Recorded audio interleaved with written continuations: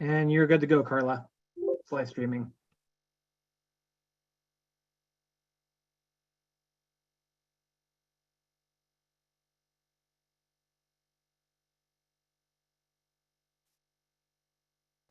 Okay, Jen, it looks like everyone is in. We have people trickling in whenever you're ready. Okay, just waiting for Roxann to return. We'll be good. I'm here. Okay, great. And I can see now. Yay. Excellent. You got that thing on your eye. Good. Yeah. Okay.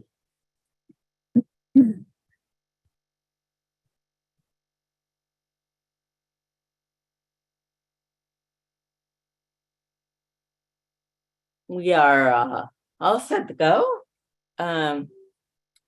Welcome, I'm June Chaos. I'm a disability policy consultant here in Los Angeles and the contractor with CFILC, California Foundation of Independent Living Centers, California Disaster Coalition.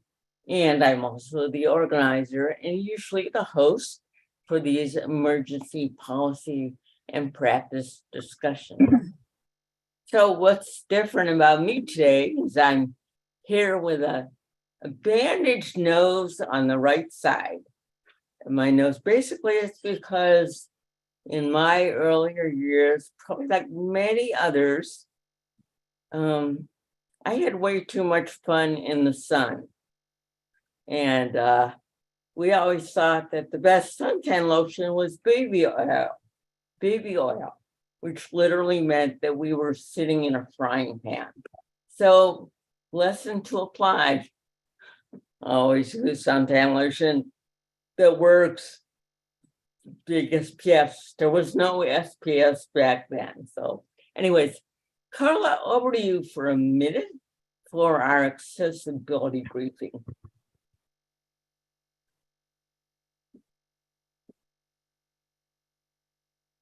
Hello, everybody. My name is Carla Leon. I work with the California Foundation for Independent Living Centers, and we'll just go over a couple of accessibility options that we have available to you all.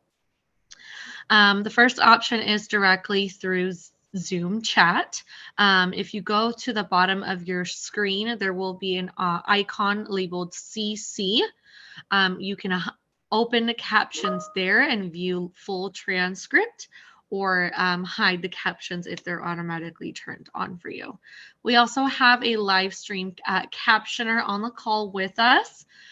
She will be live captioning this on Stream Text, which is a super cool tool that you can use. You are able to make the words as big or small as you would like on a different screen, and you can dual screen it along with the Zoom video. You can also change colors and things like that. I will be dropping the Stream Text link in the chat below, and we'll drop it every couple of minutes or so in case you change your mind and would like to use it. And that's pretty much it on my end. I will hand it back over to June. Okay, thanks, Carla. I urge all of you to introduce yourself in chat, name, organization, part of the state or the city and state you're in. So I'd like to start today by just acknowledging the huge loss of our colleague and friend, Judy Human, whose, I always say, millions of miles of tracks left a real indelible influence on many of who she touched.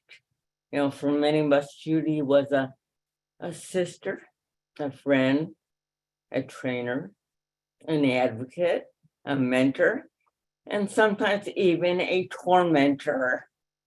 So let's keep her voice and her passion and her work alive, because she's watching and she will hold us all accountable. So her roles and her memories live on. All right, just a brief glimpse at future calls. We're taking a break in April, but in May, we'll be doing a similar call to what we're doing today, which is kind of an update from Vance Taylor, California OES, Office of Access and Functional Needs. So that will be our call, a briefing from Vance on May 11th. So today we have a real treat where we have Roxann Crawford with us, our very own disability integration specialist in Region 9. And we're going to do kind of I'm going to ask some questions of Roxy, keep this kind of informal. Please use chat to provide any questions that occur to you, and both of us will glance at it as we go along in the chat. So in our discussion together. So with that, let's start. So Roxy, first, I think it would be interesting to know, how did you ever get into this kind of work to begin with?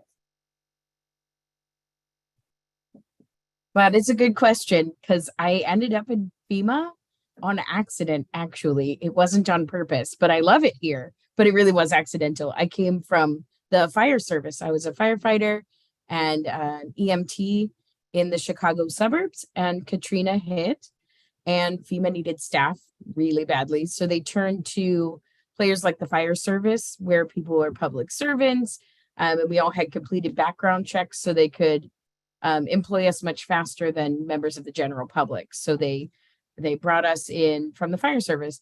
My first job in FEMA was actually mobile home operations.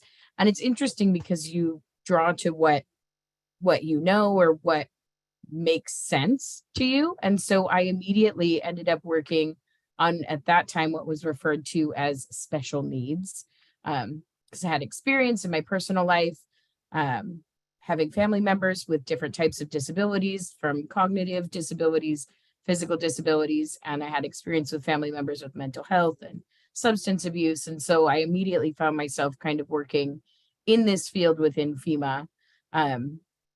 After Katrina, I ended up moving over to external affairs and reports management, but I did a lot of the public education pieces. So I was in charge of programs like FEMA for Kids on disasters. And in Texas, after Hurricane Ike, I developed a program to be delivered alongside FEMA for Kids called FEMA for Seniors and Caretakers, where we presented like preparedness information and talks about contractor scams, how to work through the recovery process, appeals, and all of those programs predate disability integration in FEMA as an entity, as ODIC. But once ODIC came around, I knew that's where I wanted to be, and I took a position on the National First Response Team as a disability integration, and 4 years later, I came to Region 9. And I've been in Region 9. I'm entering my 7th year, and I'm entering my 19th year in FEMA altogether. So I thought I was just coming to help with Katrina, and now I'm still here. So, Whoa, you've certainly been around the room. Just for the listeners, ODIC is? Oh, Office of Disability Integration Coordination. So Yeah. that's the overarching disability integration organization within FEMA. Each of the FEMA regions, there's 10 FEMA regions, has one disability integration specialist focused specifically on that region. Region 6, which is Texas and New Mexico and Oklahoma and Louisiana, they piloted a program where they have a disability integration person in each of the states working under FEMA. So that's an interesting kind of way of lining things up, but they're a very active region and all of their states have lots of disasters. My region, Region 9, serves California, Arizona, Nevada, Hawaii, and all the Pacific territories, which are so numerous, I won't list them all, but we have the largest geographic spread of any region. It takes me a very long time to get to our far territories, and I time travel as it becomes tomorrow when I go there. Roxy, you mentioned Region 6 having more than one integration specialists, and yet you have the largest region of all. So how come we don't get more than one in time? It is a frustration, and it's something we've talked about a number of times. It really comes down to the structure for me and being able to have the freedom to structure having that staff in a way that's really beneficial to the region. So the way that Region 6 is set up, they have an actual person sitting in each state, but they have really active states, right? So Texas, Louisiana, Oklahoma, they're getting regular disasters every single year. And so those individuals are being utilized in a way that's really effective. I feel like if I had additional staff here, I would want to divide up a different way. And so it is something that we talk about all the time. I'm a party of one, and it makes it so hard to effectively respond to everything. If I had my druthers, I'd have someone in Southern California and someone in Northern California and someone out in the Pacific. That would be my ideal. Well, over the years, it seems like at times you have been able to recruit additional assistance as needed. Is that right? I do. Yeah, so I do.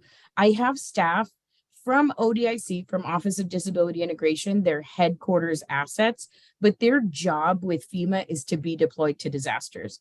So I have a number of those people come out every time we have a presidentially declared disaster. I am able to request that staff, and they're invaluable to the disasters because their entire focus is on disaster response, long-term recovery, housing mission, public assistance mission. And, you know, my role as a regional disability integration specialist, I have to maintain view and participation in all of my states and territories. So many of you have met Eve Sahlstrom. She's out here again. It's her third or fourth time. We have Matt Starr out here as well, working on the flooding declaration that came in January. And they'll be out here for quite some time working on that disaster response. So it's great. Like, as a disability integration specialist, I really think I have it's really like three roles. I have the steady state role where I'm working internally with FEMA programs, and we're talking about accessibility in all of those programs. We're talking about Section 504 compliance, ensuring effective communication and access to programs and services. Then I also have an external working with disability stakeholders, things like this call, things like the 197 trainings, which are currently through the state of California. We go out and work with emergency managers on how to build inclusive plans. And then there's the deployment piece. And the way I see the deployment piece is when the staff comes in, I'm really getting them integrated, connected with the program areas, connected with our disability partners in the state, counties, local partners with Vance Taylor at the state of California for this disaster.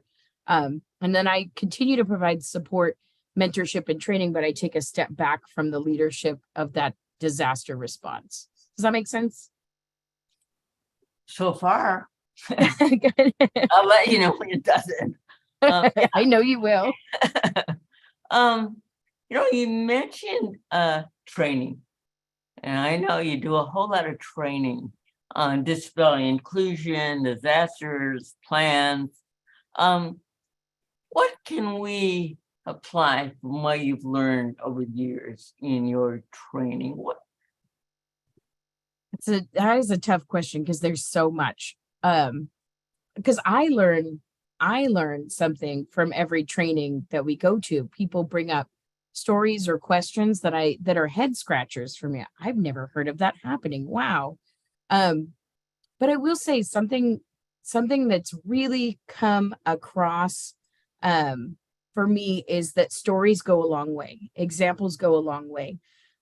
It's one thing to say you need to have ASL interpreters at an event, and people leave a 197 class pumped. They are ready to do things. But what I'm learning is that they need more assistance in the how. They're now understanding the what. They know they need to do it, but the how feels really overwhelming. We tell them they need to partner with disability organizations, but they don't know what a disability organization is. They don't know how to find them. so we start by using stories. Stories go a long way to explain concepts or ideas. Everybody's seen that cartoon with the guy shoveling the stairs. And then there's the ramp, and he says, if you shovel the ramp, we could all get in. That one cartoon is a mind blower. Every class, people are like, they are just stunned because they hadn't thought about it. And we'd already talked the whole unit before about universal accessibility, and building for the person with the greatest need usually incorporates more people than building multiple separate things. That doesn't make any sense to them. They're hearing the words, but the cartoon, the story, that gives a concrete example that allows them to think about that in a different way, to think about it as an actual thing. So I could definitely say that's a big takeaway, is learning to talk about your experiences and how those things impacted you. Just last night, I got stuck in Oakland.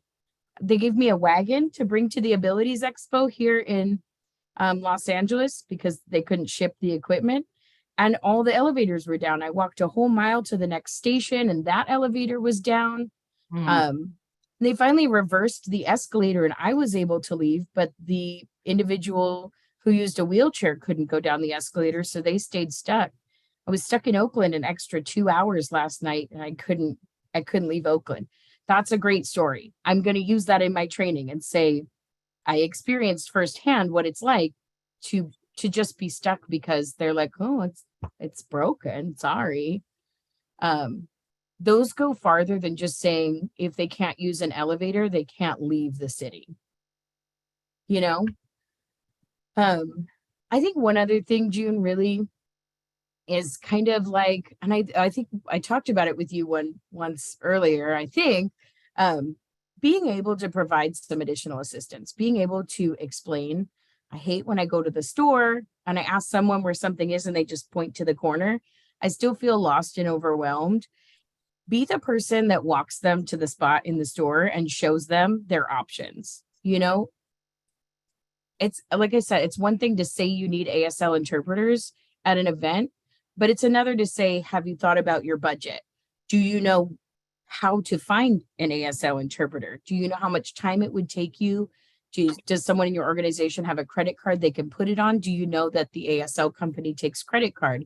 I mean, even just those couple leading questions gets them thinking about the next step. And that's what we need, is to have more action involved. Roxy, let me interrupt you for a minute. Carla, we need the stream text link posted in chat, please. Yes, I put in the chat. I've been asking Sarah, the captioner, for the link. I don't think she's been seeing my messages. So, Sarah, if you can hear us, can you please provide me the link or drop it down in the chat and I'll repost it. Thank you. Thanks, Carla. That's a good example of the what and the how and the why and the story. Good example. So there you go. I see it. Thanks, Carla. So yeah, real life, real time example. Your points are important. I often hear, well, okay, so you're telling me what? But what about the who and the where and the when and the how? The how. You're telling me why, but that's not good enough. And it doesn't give me the details when I know nothing. And does it cost? Is it free? Where are the resources? We assume a lot. And Roxy, I wanted to probe a little bit more. I was struck in the last several days reading plans, city plan, county plans. The broad use of the term whole community, when I worry that people don't even understand what that means. Yeah, there's a lot of terms that people don't really understand. I think FEMA really brought into prevalence this access and functional needs term. But unless you use stories and examples to really break that down for people, I don't think that they truly understand how all-encompassing that term is. And then really providing a distinction between protected class and individuals who need modifications to programs, and how those two intersect, but may not fall under the same laws, regulations, requirements. Because it is a challenge for people to understand the terminology specifically. So you bring up a great point. I see the equity term being tossed around a lot as well. And I wonder how much that equity term is really understood to include individuals with disabilities. I've read a number of documents coming out from FEMA where they're talking about equity, and I don't see any mention of people with disabilities in that equity conversation. So it is concerning, like you said, to see that term and not have it broken down into specifics. When I'm working with someone on their inclusive disaster plan or their all hazards plan, I'm really pushing on them to be more specific, to specifically put in what communication access they're looking at in a press conference, not just say accessible communication, because the individual who's writing the plan may understand it, but the individual who's actually activating and using the plan may not know what that means. And so we want to be careful not to put all the tactics into the plan, but it does need to have some of that strategic piece. Well, a lot of us out here who serve as advisors are often asked to review these plans. And I would tell you personally, that's a very frustrating experience, because the details that you're talking about are often not in the plan. They're in what's underneath, in the standard operating procedures or the policies. And that's where I think things can go haywire sometimes. Yeah, they do. And annexes are another big bane that's always problematic to me. When we were tell people in a plan to refer to an accessibility annex, and it has all of the information for including people with disabilities, communication access, physical access, but it's at the bottom, and people are using a plan sometimes like a checklist. So by the time they get to where it says check the annex, they've passed the point in the process where that would have applied. So that's another push point, is saying, we've learned that annexes are not a best practice. We need to put it into the plan where it belongs, so that if someone's using it as a checklist, they're able to get that piece when it needs to be, to have action taken upon it. So give a few examples of how that would inform, rather than this separate special annex that, frankly, probably many people don't even look at. How should it be reflected in a comms section, communication section, or message section? Okay, yeah. So like in a communication section, what we often see is, they say we're going to do say it's just specifically about a press release, right? So you're going to hold a press release and you need to have these things in there. That's where we would talk about ASL interpreters. We talk about a need to work with local media to at least, we can't tell local media what to do. We, FEMA, the county, the state, none of them, but you don't know what you don't know. So working with, a news crew that shows up on scene to say, hey, I've handed out little slips of paper before that say, try it, please keep the interpreter on the screen. This is a big part of the communication access. If you need to cut to scenes of devastation, put that in a box. So maybe including something like that little flyer, so someone doesn't have to develop that at the time, right?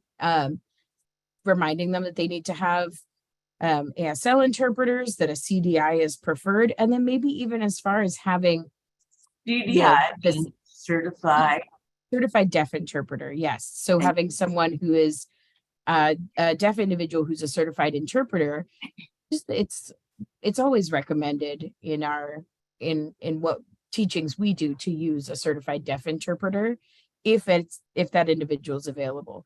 And in the state of California specifically, they recommend using one of their qualified interpreters, their disaster response interpreters who've been through a disaster response interpreting training, It covers a lot of the concepts and the language involved in emergency response and recovery so that those concepts are better explained. Because it's not common terminology. I was trying to think about how someone would interpret and explain mitigation. And, it's not a word for word thing. You have to get the concept of mitigation across. And so having a better understanding of what that terminology means goes a long way in terms of communication. So California has that. Arizona has their ERIC, their emergency response interpreting program. And, each of these states does things differently. I know with Debbie Jackson in the state of Hawaii, we brought an American Sign Language interpreting training out to the islands, and the Access Board flew interpreters from all the islands over. And we were able to provide them spokesperson training and kind of that FEMA lingo, disaster response lingo, and it inspired a lot of confidence in the interpreters in being able to accept those contracts. And some of them even took it a step further and built partnerships with their county emergency management. And it was applied the very next week. We did the training, and then there was a hurricane. And for the first time, they had interpreters on the press conference because the interpreters approached emergency management, and now they have a standing agreement. So it does go a long way to have that be a part of the plan. Roxy, here's a detail that kind of is illustrative of some of what we're struggling with. I think it's from Zara. And she writes, one of her biggest frustrations as a community member in preparedness is information from FEMA and other organizations that assume that you have some kind of support network. Make a plan handouts are usually to engage in some support network, which many of us know is very sound advice. But she says, is there a movement you see on stepping away from assuming that we all have access to social support networks, and instead, or maybe as I would add, in addition, providing detailed services? For her, it's extra frustrating as a single immigrant living alone with no family in the country to fall back on. Wow. Yeah, I hear what you're saying there. I personally, I worked a lot with Lewis Krause from Pacific ADA, who's now retired. Sad day, sad day. But I worked a lot with Lewis and giving preparedness education that was geared towards individuals being prepared and being ready themselves, not relying on other people. I use the term yo-yo with my mother. We always say, yo-yo, mom, you're on your own. Like, don't rely on anybody. You need to be prepared for yourself. And then directing her to places like the Pacific ADA, where they have information on building kits and specifically things that might be challenges for her as a person with different disabilities in being able to access individual preparedness. As an agency, FEMA, I don't know the answer to that question, to be honest. I don't know that there's a push for FEMA as a whole to step away from like that kind of more support model. But as of right now, in this moment, FEMA doesn't have any public trainings, or, we used to have the L197. Now that is delivered individually by states as a G197, and it's been more than 5 years since FEMA's had a training or a course. And so I don't know that FEMA actually is writing any particular training or model other than working alongside the states, counties, and organizations within those states and counties to try to do our best to encourage individual preparedness. I think in a future call, we'll explore that further here. Sarah, I'm not even sure this June entails that FEMA is the best source of that kind of information. I think that probably would better come from a number of disability-led organizations and others who are much more in the trenches on some of the Yeah. And Yeah, providing direct services. I know Yeah. you specifically asked about providing direct services. That's not something that FEMA does. And that can be really confusing. Kind of trying to explain what FEMA does. It is interesting. FEMA coordinates the disaster and we fund it in the most simplistic terms. We bring the money and the management cell. We coordinate resources and occasionally we can fund those resources. But we can't do our jobs without having connections to local and state level of disability stakeholders. We don't know what we don't know. We don't live in those areas. We don't provide services particularly. FEMA doesn't do that. That comes from different sources. So like June said, FEMA is probably not the best place for that. but Anyway, Roxy, I think it does signal to us that maybe you ought to take a moment to explain that further, because in disasters, the term FEMA is almost used like the term Kleenex or Xerox. And it's kind of like there's a disaster where FEMA. It's like people do not understand any of the margins or the boundaries of FEMA. So maybe you'll take a minute and talk about that. yeah, absolutely. So, FEMA can't even come in to an event or a state without being invited. We come in to support the state, and the state is really running that operation. So I'll use an example. The flooding disaster that we're responding to right now, disaster number 4683, because I've been spending a lot of time there. It is a state-run, a state-led operation, and FEMA is responding to requests from the state, and we are providing staffing to do things like the state says we want to have disaster recovery centers in areas where individual assistance has been designated or declared. So that would be where individuals and households had impact from a disaster. But the state is really picking the locations, and they're telling FEMA, we come out and we do look. My team will go out and look alongside a civil rights advisor to look at that physical access piece, to look at communication access at those centers. And then we provide the logistical support. We build the center, we provide the funding for that center, but we don't actually pay for anything that the state is doing in that disaster recovery center. We just built the center, and then we have people there, FEMA does, helping individuals understand where they're at in the FEMA registration process. But it is interesting. People say, the evacuation's going poorly. There's no accessible transportation. Where's FEMA? But FEMA doesn't evacuate people. And they say the shelter isn't accessible. I'm angry with FEMA. But FEMA doesn't shelter people. FEMA may provide reimbursement, and that funding may come from FEMA in an emergency declaration, money. And we may provide management individuals to help kind of supplement what the state has to manage that disaster. But FEMA's not actively sheltering. FEMA's not actively evacuating people. I see a hand.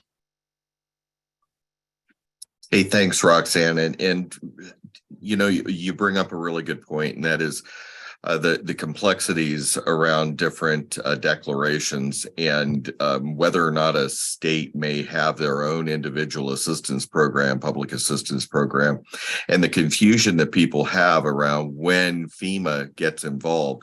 And we're getting ready to start an IA program in the state of Washington, and that's one of the things we're going to talk about, because I don't think the public, even people who are pretty intimately involved with volunteer organizations active in disasters and so many others that are starting to have more of that connection, understand exactly what it is and where those resources come from. And I'm wondering if that is something that from a regional disability integration specialist position that we could leverage some training around possibly.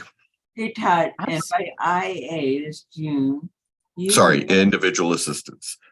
Right. And a state program as compared to FEMA's individual assistance program. You're wanting to complement or supplement.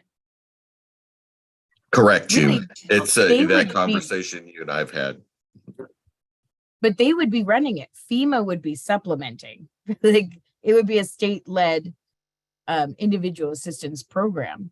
And it is really complicated. Working with organizations that serve individuals with disabilities to be aware of what the cycle is and where they fit into that cycle, communication, resources, knowledge. You know, there's a lot there that needs to be further explored. And Todd, I completely agree. There's a lot of training to be done. And I think that, you know, as an agency, personally, I think that FEMA could do a lot more managing expectations and forward leaning to explain what it is that we do and what we bring to the table rather than just managing bad press. But I'm just one disability integration advisor in one region. And, you know, so I think this type of discussion goes a bit of a distance in trying to kind of begin that conversation at least.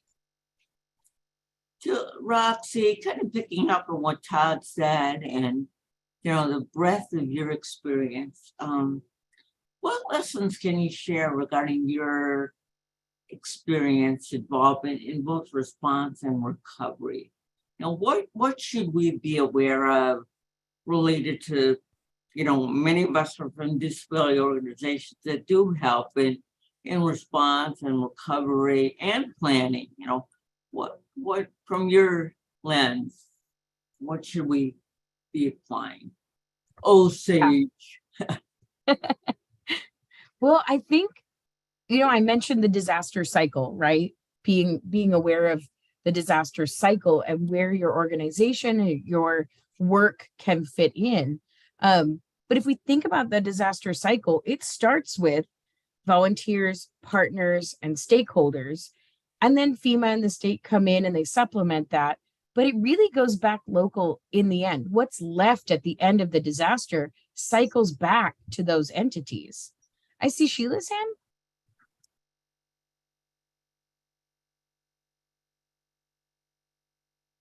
I have to find the mute button. Yeah, Sheila Gunn Cushman from Berkeley Center for Independent Living. I'm an emergency preparedness coordinator. I put something in the chat asking about how we deal with ableism in emergency response, how we deal with ableism in their training, ableism in their thought process and their assumptions. But I also wanted to point out, chat is not accessible for everybody. I cannot receive or send a chat and listen to the meeting at the same time. Don't know about anybody else, but I have a screen reader and chat gets in the way.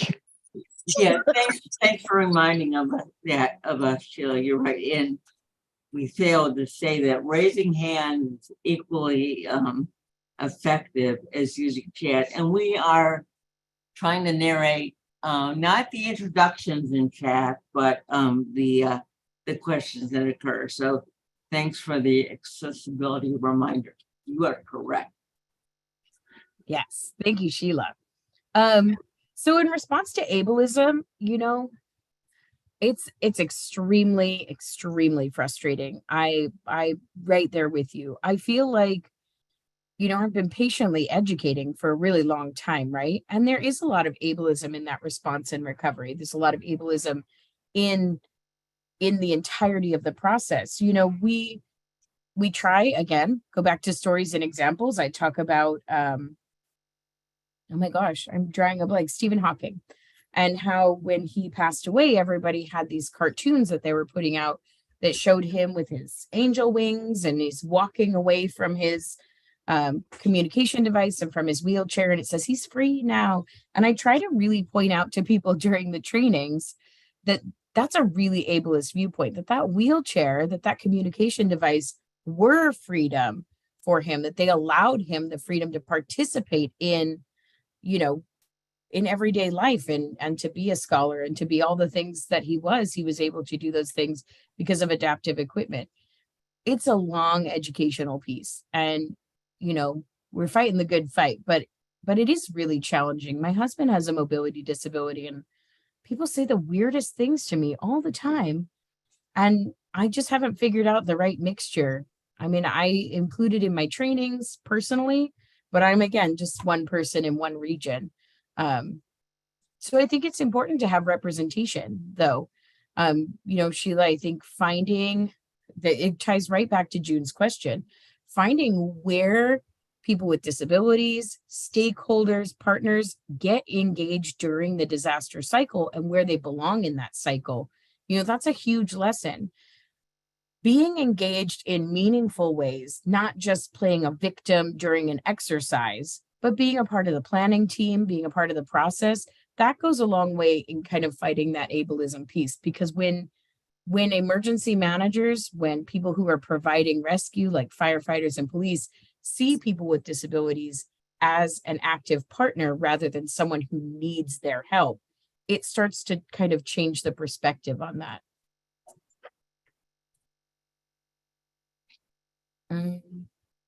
So, Sorry. Roxy, what, in terms of your stint as a disability integration specialist, what are some of the accomplishments you're most proud of? Oh, that's a tough one. That's a tough one. I guess building relationships, some of our far out territories, training and building capacities, really trying to have a big impact on the way that we do training, altering training in my region to make it more conversational, more roundtable, more discussion based. During my time on the national first response team, I had the opportunity to deploy to a lot of austere locations, and that really helped shape the out of the box thinking in ways to provide access. It's a challenge to try to think of ways to make things accessible in places that don't have access built in, but are still required to comply with the Rehabilitation Act, and more important than that, provide access to people in the community. Those are some things I've been proud of. I think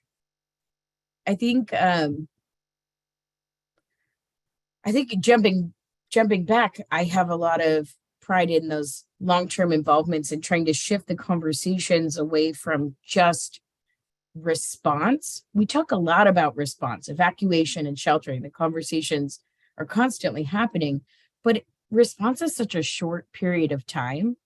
And I think that kind of flipping the script and trying to bring focus to the recovery process, the long-term recovery process, trying to bring a formal partnership aspect, that's something I'm really focusing on this year. And I'm really proud of the progress that we've made in more formal partnerships, and in participating in task forces and standing up task forces. California had a really great task force example during the last flooding event, 4683, where they stood up a priority populations task force focused specifically on individuals with disabilities, individuals in nursing homes and living facilities, and individuals who are currently unhoused. And so really being able to bring all the parties together, I didn't do it. The state of California did it, but it was a great practice and we were able to participate. And that's that type of thinking that I'm proud to be able to bring back to a lot of the disasters that we work, is trying to work together to solve specific issues. So Todd, I see your hand, well, and you're next, but just want to probe that a little more, Roxy. This task force, was that in the state EOC? How did it work? And can you give us the focuses of those tasks? How did that work when, say, the focuses again? The focuses were specifically on individuals with disabilities, the unhoused population, and people who were in different living situations. So maybe a nursing home or a group home. And the priority populations task force was really focused specifically on engaging with those communities and ensuring that they had accessible sheltering, accessible transportation, access to feeding, access to programs and services. So I like that rather than just having one person, a disability integration advisor focused on people with disabilities, and a civil rights advisor focused on socioeconomic status or race equity in a response, they brought together, the emergency support functions. So they brought together housing, they brought together feeding, they brought together communication, they had public health, they had emergency management, Vance's team, my team, all put together in a room where they looked at immediate and unmet needs from that perspective. But each group, each party in that group was bringing their expertise to the table and focusing on this priority population. We see it, when they do feeding task forces, when they do mass care task forces, where there's maybe a disaster that has a huge housing mission, think Katrina level housing mission. Those task forces are such a best practice in bringing the groups all together to focus specifically on those populations or those issues while engaging all members who might have a role in that. We've got external affairs talking about communication of the information to these groups, that type of thing. How does it work? I mean, are problems sent out through the local jurisdiction that you get in your WebEx software, or how does Yes. it work? Every which way. They're responding to congressional inquiries when someone has messaged a member of Congress and saying, I'm not getting the help that I need. They're responding to inquiries and issues raised by local organizations, specifically in the Priority Populations Task Force. They were engaged a lot with organizations who were serving individuals who are unhoused. And that provided a great opportunity to better understand the situation and what the loss was, but also, for FEMA to take an active role and look at how, because back in the day, they used to say if they were homeless before, there's nothing FEMA can do for them, but that's not necessarily the case. So they've put a lot of time and energy into better understanding how we can assist individuals in different situations. Over the years, we've seen things like programs that go above the maximum FEMA grant funding to be able to provide additional funding for an individual who maybe lost both their home and a custom wheelchair, or they needed to, the max grant. This is not the max grant. I'm just giving a dollar amount as an example. I'm putting my hands up. It's not the amount. Okay. But say the amount was $30,000, but the impact is disproportionate to an individual with a disability. They not only need to rebuild their house, but say they are an individual who's deaf and the house has, lighted doorbells. Say they're an individual who uses a wheelchair and the house had a ramp. Those are extra expenses that other members of the population aren't incurring. And so it used to be the max grant is the max grant, and that's what you get. And if you lost a $20,000 custom wheelchair and you lost your home, you essentially had to choose between the two. And now they have programs in place that don't make you choose. So there's been progress there. There has been. And I think that, task forces play a role in it when they all come together and kind of see that disproportionate impact. So they're able to change programs. And that's kind of how I think they've come to understanding how to provide assistance to different populations. Interesting. Well, I could ask you a more questions about that, but Todd and then Beth, you both had your hands up. Todd first. Thanks, June. And Roxanne, I was just curious when June asked the part of my question for me with what's happening there, but with the successes that you've had, I would ask, what could we do to better support you so that when FEMA is addressing an inclusion issue or an issue around access around disability, that they don't come running to Roxann to solve the problem?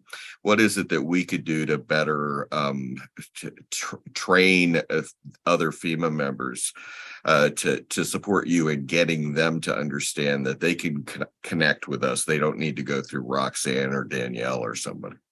Amen, Todd. We've been working on that one forever. And it really does harken back to what I was talking about as a big priority for me this year. And that's really taking a close look at memorandums of agreement, memorandums of understanding, and contracting. Because what we see so often is we're like, you guys need to establish relationships with disability organizations. And they like meet you and say hi. And then a disaster comes along and they're like, can you do all this stuff for us? Can you review this plan? Can you do all these things?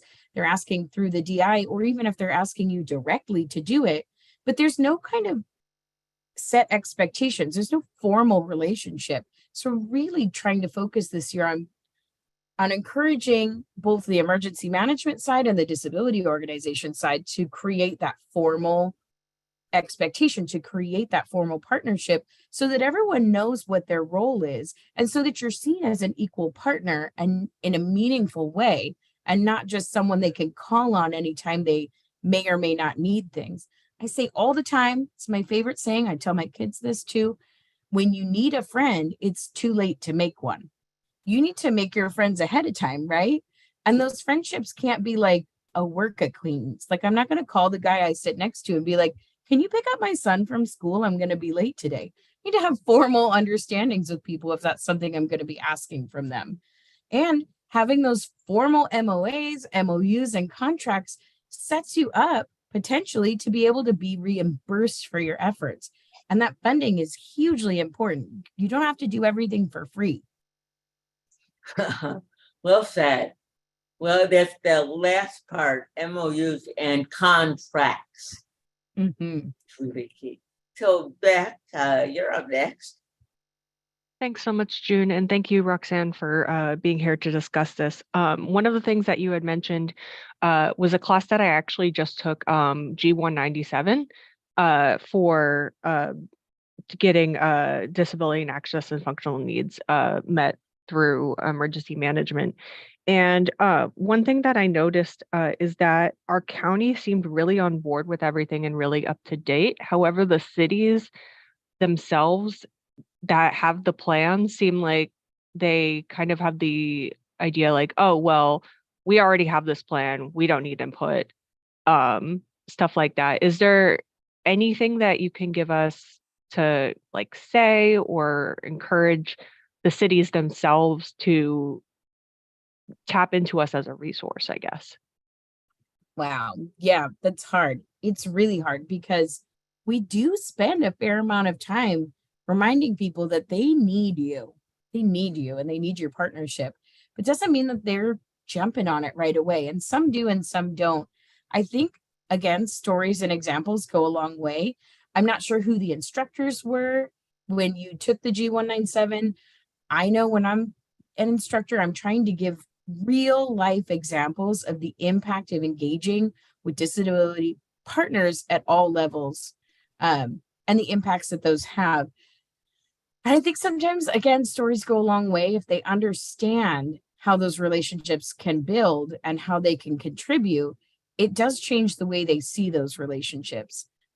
As for advice on how to engage them, I would say the best thing I could say is really, showing them that meaningful engagement, showing them what you have to offer, and saying like, hey, I've seen in this other city where they didn't have this and it turned out this way.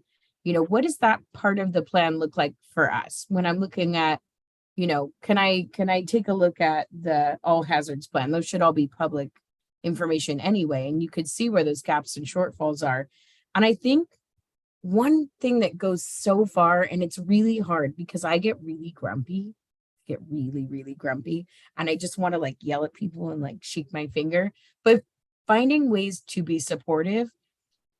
I want to shout, this is all wrong. You're doing it all wrong. You're going to kill everybody. But I have to instead say like, hey, have you thought about doing it this way? Because the way that you have it currently could result in these impacts. Like I have to take a deep breath and I need to respond instead of react. And that's something that I've been working really hard on. But if there's a way that you can find a response or give an example or specifically look at that all hazards plan and say, I've noticed that there's a gap here. I have some suggestions, but doing it in a really supportive and encouraging way. That's the best. That's the best. Big question, Beck. And I see your hand, Sheila. Before we get to you, Roxy, reflecting back on your important point about relationships. My frustration with some of the FEMA sponsored 197 courses or state courses is that they don't focus enough on recruiting a mixture of partners and government people, particularly from one area. So people can really have a deeper conversation about what does this really mean? These MOUs, these agreements, these contracts.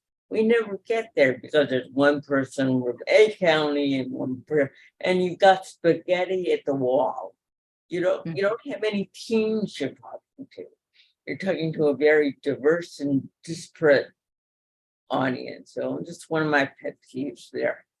It's a huge frustration. I have a lot of frustrations, June. So many Well, frustrations. yeah, I'm working on your thing as well.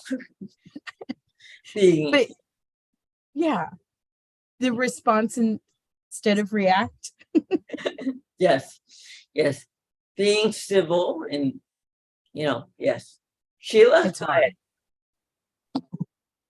I think that work for me will take at least 4 decades, and I'm 51, so we'll see where that goes. Anyway, I'm just Pass being the real. torch. I'll do my best. What I need is I need a sugar sweet to go with my lemon. That's what I need. I need a strawberry to go with the lemon. But what I raised my hand for was to ask you. You gave me a really good idea when you said that we need to have documents to show cities and municipalities and counties to show what we are capable of and what we aren't, and what we might be capable of, but we'd have to have some help or whatever as far as organizations. Do you have any samples of that, or are there samples somewhere that we may access that could be connected to the chat? In and of itself won't help me, but like as an after resource or something, because I love it and I don't know where to begin, and I would like some guidance. Thank you. Well, Sheila, this is Roxy. I have some examples of memorandums of agreement, memorandums of understanding. Don't specifically have contract examples, but I can send those to June and have her send them out. As for other documentations, things that I have used personally have been legal documents, like showing lawsuits that have been lost and then relating that back to gaps or issues in the plans for a certain city. It's interesting. You'd think that the human factor would play a bigger role in people who work in emergency management, who are supposed to really value human life. But it seems like I get more traction when I say you could get sued and this is going to cost you more than it would cost you to do it right in the first place. I'm not sure why that's the most traction grabbing thing, but I definitely would recommend if there's different things, but it is a kind of a slippery slope because you don't want to sound like you're threatening to sue them either. But I do think there are some positive articles and some positive things too that you could use to show, specifically the impact right now. Worked really hard. I'll say the state of Nevada. Some years ago when I first started, the state of Nevada, they just were kind of lacking. Their plan was lacking. Their website wasn't accessible. There's a lot of different things. And then, they were interested. And so we came out with a roundtable and gave them some training, and they were still interested. And so we worked a little further. And then some cities in Nevada, city of Henderson, actually hired contractors and had their plan rewritten and engaged with disability organizations to, kind of partner on those plans. And now the state of Nevada has an access and functional needs coordinator. So they've come a really long way. And so, being able to just kind of have those long-term, like you said, 4 decades, feels like it's been a whole lifetime of patiently educating. But when we're able to show the benefits, it goes a long way. So for the state of Nevada, them seeing the benefit of the state of California having an access and functional needs chief, Vance Taylor, seeing the way those plans have been changed, the way that the responses have been changed, they kind of figured out that it's a better investment for them to have a disability integration coordinator and access and functional needs coordinator, because then they have somebody who's teaching them all the time, who's always accessible to them. So I think showing the positive examples will go a long way. I think, yeah, showing those positive examples, then if all else fails, showing the negative examples too, and highlighting how lives are lost because of a lack of quality inclusive planning, showing how people are impacted lifelong. I tell a story every time I do a 197 about the long-term impacts on a family who went to a shelter and they sent them to a medical shelter, and how even though their home wasn't damaged in the event, their lives were damaged and long-term. Those types of stories kind of make it a little more real for people. Can you send us a packet of this kind of stuff? I wouldn't know Yeah, where. I'll No, get- I'm serious. oh. I'm very new. I'm very new to doing this field, other than as an advocate and a person with a disability who cares about emergency preparedness. I'm not a policy wonk by trade. I'm having to pick it up as an afterthought, and I really Got could it. use as much help as I can get. Yeah, absolutely. I'll work with June. For sure, I can get you the MOUs immediately. The other things might take a little longer. Might have to build some of those out or dig around and see what I can find, but I will get you some things and I'll get them through June. Does that work, June? It does. And let me just probe that a little more. We have time. Yeah, let me, Roxy, there are examples of MOUs, but there's a lot of talk within independent living and other community-based organizations that they would like to be much more involved and seen as partners. But there is worry that this is an unfunded mandate, in that they really do need to be recognized for the value of their work, and that there does need to be some reimbursement, some contracting. Can you give any examples of where that's actually worked and been put in place? Yes. So there was a June where you were on the call, Sadie's call, where they did the MOU discussion. I think it was December. Were you on that? Who spoke? I Maybe. can't remember. But so it was a city or a county in California, and they were giving concrete examples of how the memorandums of agreement set out specific tasks that they agreed to provide for the county that were reimbursable. And so they were able to provide evacuation assistance, they were able to provide assistance at shelters and to be reimbursed for those activities because they had a standing agreement in place. And that's really what makes the difference in terms of reimbursement from FEMA specifically, or from the state during an emergency response, is that if there was an agreement ahead of time that they would provide those services, then they're reimbursable. If there was no agreement ahead of time and they just got called on, like they didn't make the friend, but then they called them and tried to make a friend during the emergency, then they weren't eligible for reimbursement because it doesn't backdate. And so having those agreements made all the difference. So this person who presented, I'll have to go back and take a look. I apologize for not having more specific details.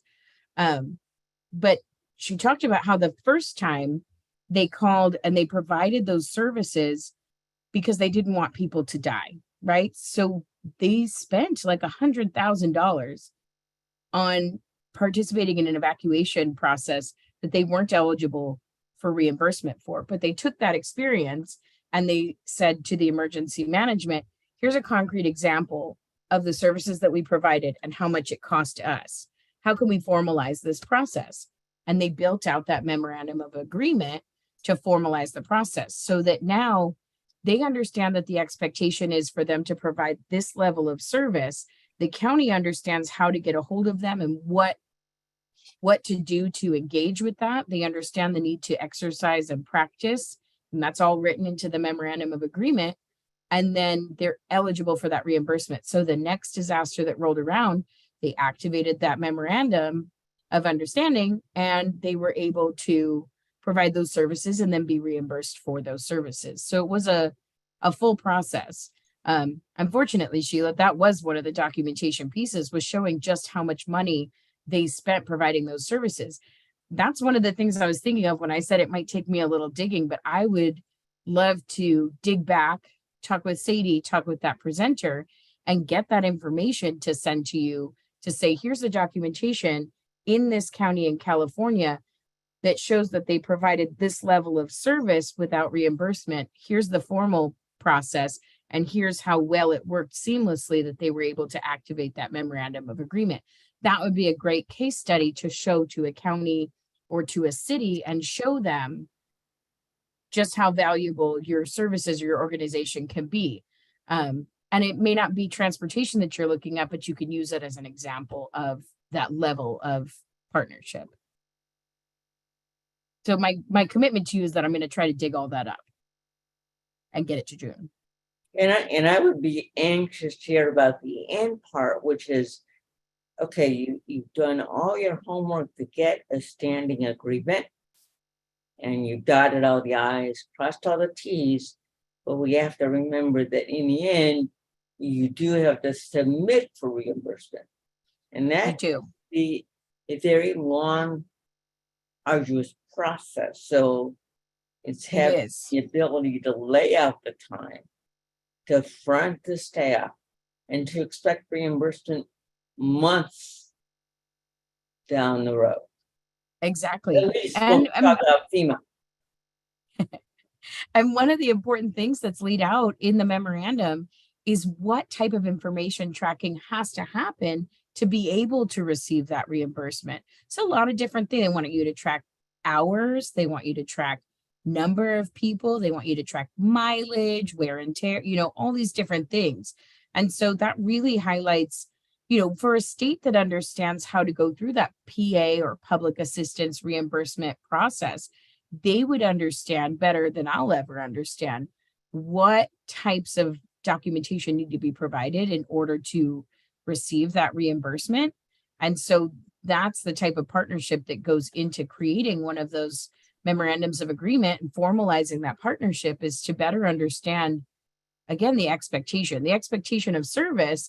But if your expectation is reimbursement for those services, what do you need to do to receive that reimbursement? And like June said, there's not a single process in FEMA that's easy or quick, like user friendly.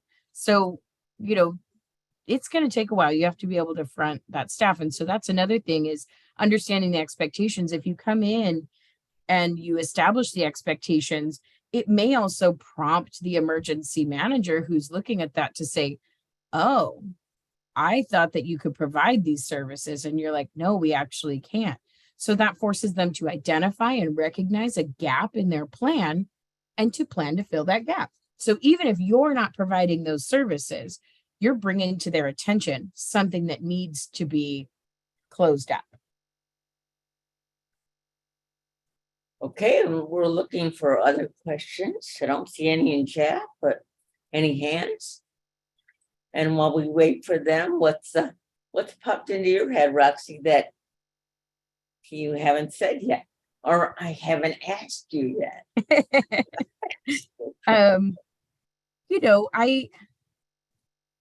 I was thinking about frustrations, Yeah.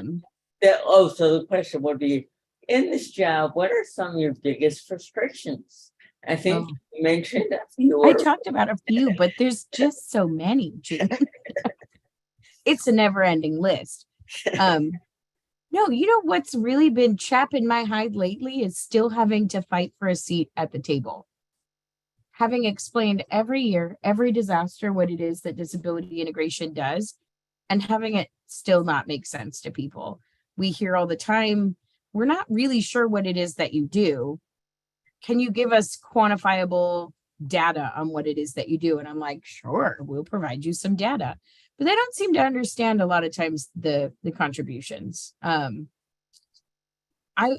will say disasters in California are really different than disasters in other areas that I've worked around the country.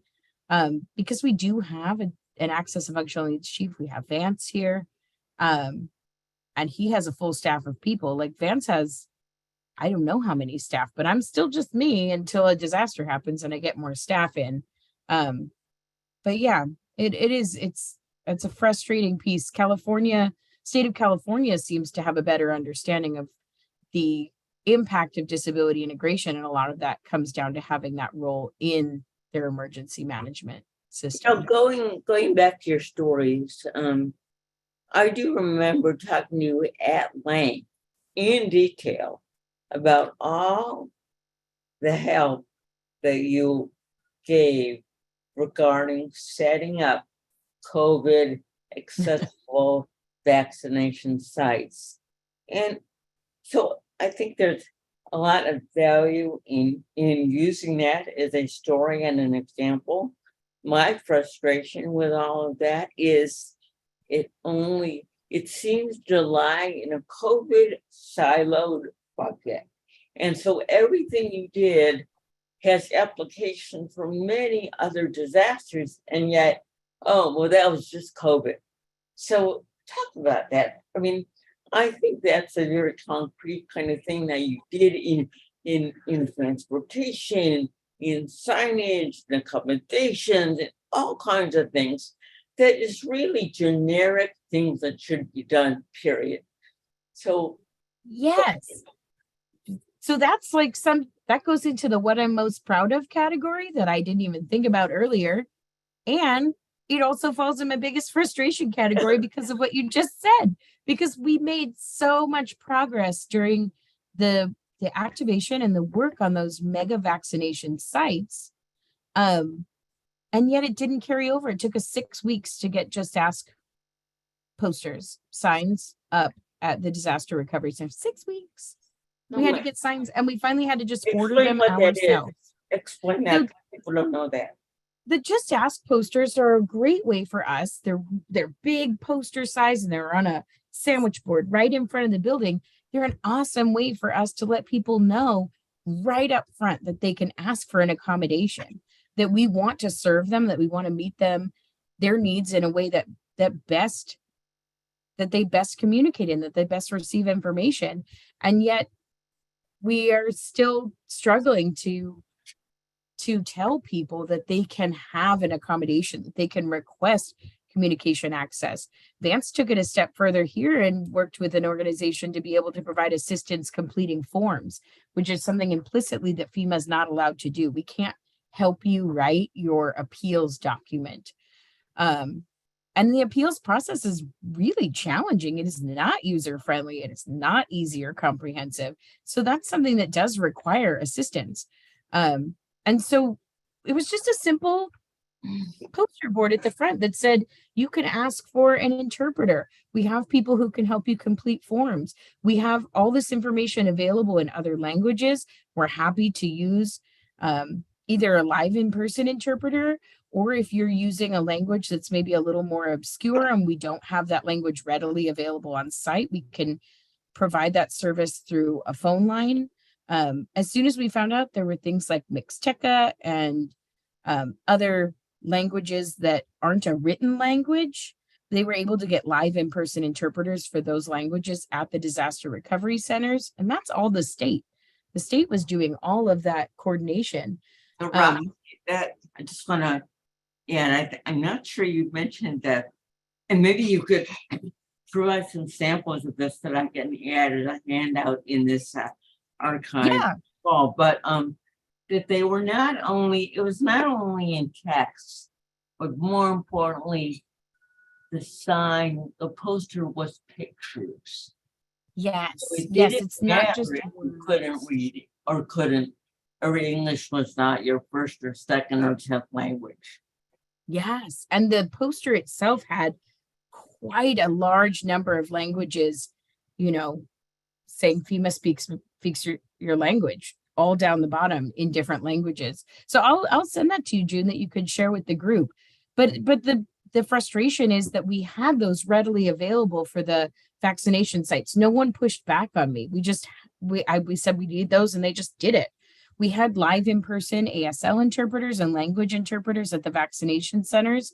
And the only reason that we had live in-person interpreters at the disaster recovery centers in California during this flooding response is because Vance and his team coordinated and paid for those services because FEMA did not get it together. So it's very interesting how it was so applauded and celebrated by everyone in FEMA, the progress that we had made, the work that we did on creating accessible vaccination sites. And yet, despite the applause, it hasn't translated, like you said. Huge frustration. Well, and Sheila and Todd, you're next, but I wanted to just say, one of the things that had last me place in my memory was your ability to contract or to negotiate with paratransit. So they didn't just drop someone off and then they had another wait at another god awful number of hours for a pickup. They waited, the person got the vaccination and they were automatically on their way back to home. I mean, it sounds so minor, but in many ways it's Herculean. It's a Herculean accomplishment that just doesn't seem to happen very easily in most. It doesn't. I wish notice or little notice. I wish we could carry that same thought process to our disaster recovery centers. Why does someone have to get dropped off at a disaster recovery center and they have to guess how long it's going to take them there and schedule a pickup? And they may or may not be done with the process. Why is there not a priority for individuals who use paratransit where we provide those services to them immediately or even come out to them if the company rule is that if they disembark the bus then or the ride, then they're not able to, stay and wait. That was one of the things we were working on during the vaccination. If you're not able to stay and wait, can we provide the service on the vehicle so that you don't disembark and then have to get back on because that ends the ride? But again, haven't been able to gain traction on that for disaster recovery centers. And it's not that people actively fight against it or don't want to, it's that the amount of time it takes to coordinate that, typically for a mobile registration intake center, it's longer than that center exists in the location.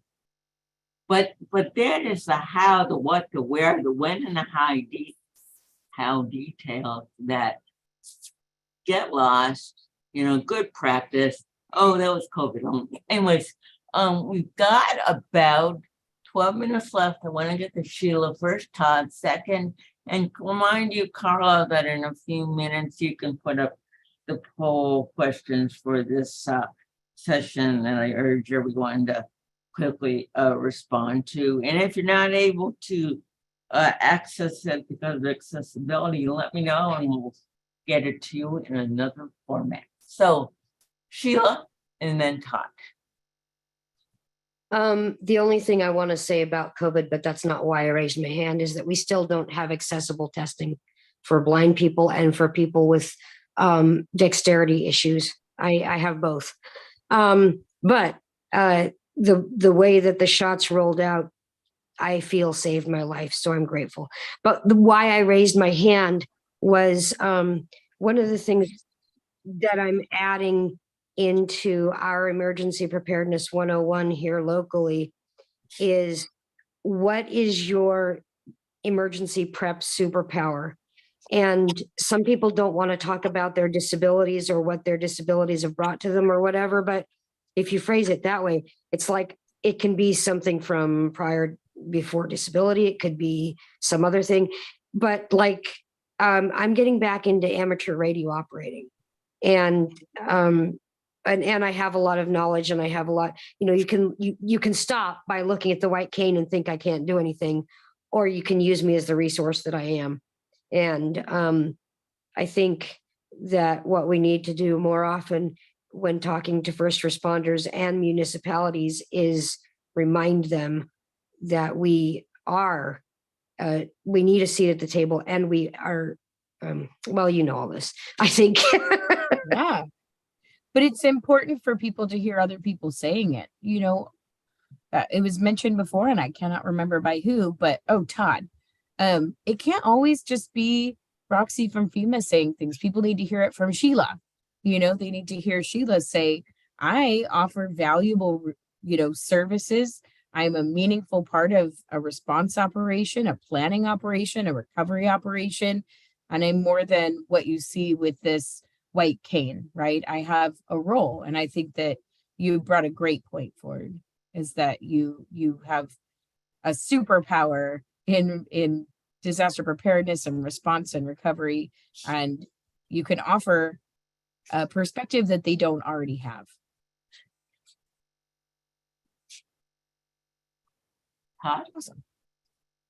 Thanks, June. This is Todd. In Roxy, we've talked a lot about at the local level and the successes that you've seen as a regional disability integration specialist with Vance, for instance.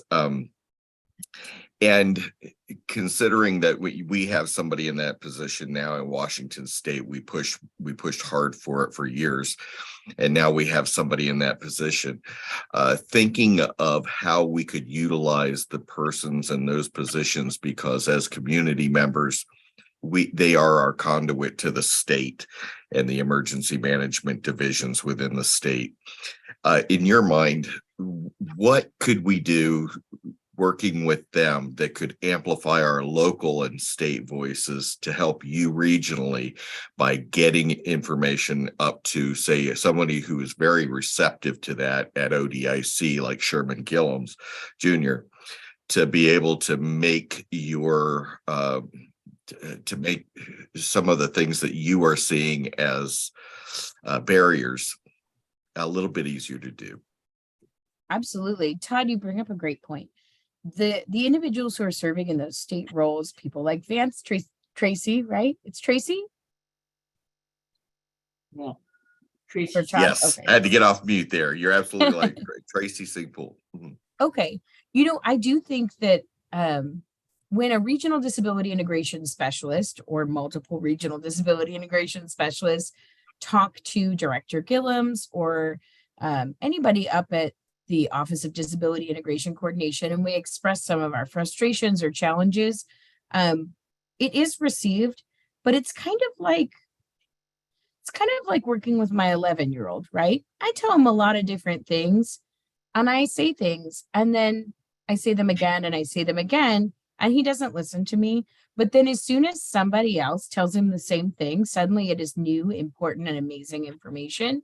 I think that having ODIC, Office of Disability Integration Coordination, and individuals who play a role in the policy and procedures aspect for all of the program areas within FEMA at that headquarters level. So I can work on establishing processes in the region, but I can't change overall individual assistance or public assistance or mitigation policy. And those changes come from the work that's done at headquarters, and they impact the way that business is done going down the chain. So I do think you bring up a really solid point, Todd, about having that information not just come from us, but having it come from you as well. And I do think you'll find a very receptive person in Director Gillums, in that he is newer, but he's really actively engaged and he wants that information. And he's, he reaches out all the time asking about current operations. I just got an email today from his office asking about the incoming atmospheric river, because it's going to keep raining even more. And kind of what FEMA's stance is on it, what we're hearing from disability partners and organizations on immediate or unmet needs. And so he's actively engaged. And I think it's a great opportunity for the Todds and the Tracys and the Vances to have those conversations and to pass information up. I would imagine that Vance will not hesitate to communicate with Director Gillums about issues that have arisen in ASL contracting and other things. And even if ASL contracting doesn't fall under disability integration, I would hope that Director Gillums, receiving that information from Vance, he's going to bring that to external affairs and say, it may not be that we contract ASL, but we're now seeing impacts in communication access, and that is something that we work on. How can we work together? So it would be helpful for us if you guys continue to pass challenges up the chain. And if you send us an email, we're going to forward it to him. If you're supposed to. We are here for you. Do you want to put your email in the chat there, just so we'll have it? Is that okay? Yeah. And Carla, if you could put up the link for the poll. You there, Carla? And a couple issues in chat. Beck reminds us that there is a great app called Show Me for Emergencies that's on Google Play and in the Apple Store. And Alexander reminds us that some of the COVID things were a little different emergency because not only was it a whole lot longer, but there was not a match required. And Tick reminds us that how important community partners can be in translating things into plain language. For example, people with intellectual disabilities really benefit from strict attention to plain language, so things are really understandable, and we're not using 10-syllable words when we could use 1-syllable words. So not dumbing it down, but just making it understandable. So oh my gosh, the understandable is a huge piece. I'm going to give you a very, very quick story, June. When I was in American Samoa, I kept using what I thought was common terminology for emergency managers because I was just working with emergency managers. So I kept saying in blue sky times, which is what we refer to as steady state.